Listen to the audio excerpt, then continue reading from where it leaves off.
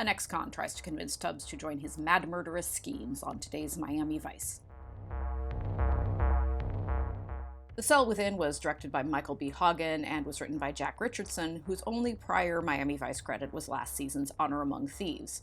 This episode shares a bit of thematic territory with Honor Among Thieves in that it deals with the idea of criminals taking their own idea of justice into their own hands. While the instrumental piece Keys to Imagination by Greek composer Yanni plays, Tubbs attends an event at a bookstore for the release of a book by celebrated author/filmmaker Robert Phelps about the life of a convicted murderer named Jake Manning, whom Tubbs had arrested years ago. Manning has been recently paroled after apparently turning his life around in prison. Manning is played by John P. Ryan, while Phelps is played by actor/screenwriter L.M. Kit Carson, who co-wrote the script for Paris, Texas with acclaimed playwright Sam Shepard. Manning is delighted to see Tubbs at the event and invites him to dinner at his house the following night. At headquarters, Crockett takes care of some last-minute business before leaving on a fishing trip with his son Billy. He won't be seen for the rest of the episode. Castillo reminds Tubbs that while Manning may seem reformed, he's still very dangerous, and he advises Tubbs to show up armed for dinner. A former boxer and ex-con named Barry, played by popular character actor Richard Gant, picks up Tubbs and takes him by boat to Manning's opulent mansion. Manning chats with Tubbs and reveals himself to be single-mindedly obsessed with punishing anyone involved with pornography, drugs, or general corruption. Tubbs gets weirded out by this and tries to leave, but Barry shoots him with a tranquilizer gun. Just as a general life rule, never trust anyone who color coordinates the books on their bookcases. Those bookcases are clearly the property of a psychopath. Tubbs wakes up in a prison cell in Manning's private dungeon. Manning takes him around to meet the other prisoners, who include a hitman named Jackson, a drug dealer named Eddie, and a sex worker named Anna, who is played by Godzilla's Maria Pitillo. The final prisoner is a mild-mannered prison psychiatrist named Rhoda King, played by Mad About You's Robin Bartlett. Manning blames the psychiatric industry in general, and Rhoda in specific, for enabling evildoers, which is a whole lot to unpack. Manning genuinely admires Tubbs and wants him to join him in his plan to murder all sinners. Tubbs is so not on board with this, but Manning gives him time to come around. First, though, Manning dresses up like a priest and straps the hitman Jackson into an electric chair and electrocutes him in front of a horrified Tubbs. Faced with a bad situation, Tubbs pretends to come around to Manning's way of thinking. He tries to convince him to release all his prisoners so they can hunt down bigger evildoers together. He assures Manning that the sex worker, Anna, is actually very pure at heart and it would be a mistake to execute her. To prove this, Tubbs gives Anna a quick makeover in which he wipes off all her makeup and dresses her up like the Virgin Mary and urges her to pretend to be chaste. Manning is impressed by Anna's makeover, though he insists on having a private conversation with her. He gropes her crotch, and desperate to say anything she thinks he wants to hear in order to save her own life, Anna tells him she likes it. He murders her for giving the wrong answer. Tubbs tries to pit Barry against his boss. He has limited success with this approach, so he bonks Barry over the head with a paperweight, steals his keys, and frees Eddie and Rhoda. Tubbs and Rhoda are caught immediately and returned to their cells, and Barry tracks down and kills Eddie. Castillo grows concerned after Tubbs fails to show up for work after his dinner with Manning. He visits the filmmaker, Phelps, and gets Manning's address from him. The address turns out to be no good, so Switek, Gina, and Trudy trail Phelps around, hoping he'll lead them to Manning. Sure enough, Phelps goes to the harbor and rents a boat to go to Manning's mansion. Manning is still desperate to have Tubbs join him in his scheme, so he announces that Rhoda's going to go in the electric chair next, and Tubbs will be the one to flip the switch. Phelps arrives at the mansion in the middle of this, and while Manning and Barry go to deal with him, Tubbs quickly rewires the electric chair. Phelps is appalled by what Manning's been up to, so Manning decides that Phelps should be the one to flip the switch on the electric chair. Even at gunpoint, Phelps refuses to kill Rhoda, so Barry flips the switch instead. Thanks to Tubbs' sabotage, the chair shorts out, and Tubbs uses the distraction to fight Manning and Barry. Manning flees and is caught by Castillo and Switek. Manning is unarmed, but he pretends to pull a gun from under his priest's robes, and Castillo and Switek riddle him with bullets. This is one of those episodes like Viking Bikers from Hell or Rising Son of Death or Honor Among Thieves that has the heart and soul of a trashy exploitation film,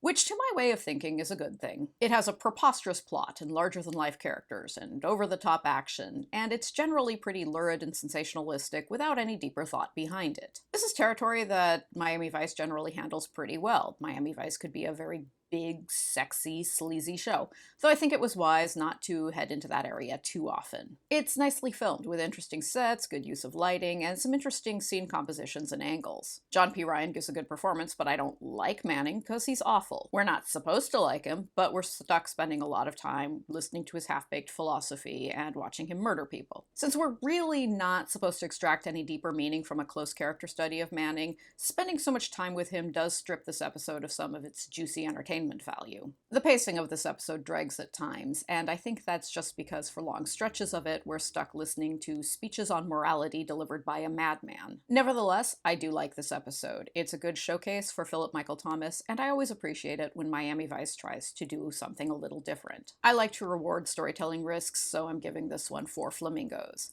Next time, Crockett and Tubbs pose as shady art experts to track down a stolen painting. That episode is just sheer uncomplicated fun, so I hope you'll join me for that. In the meantime, please subscribe to my channel or find me on Twitter, and enjoy your week.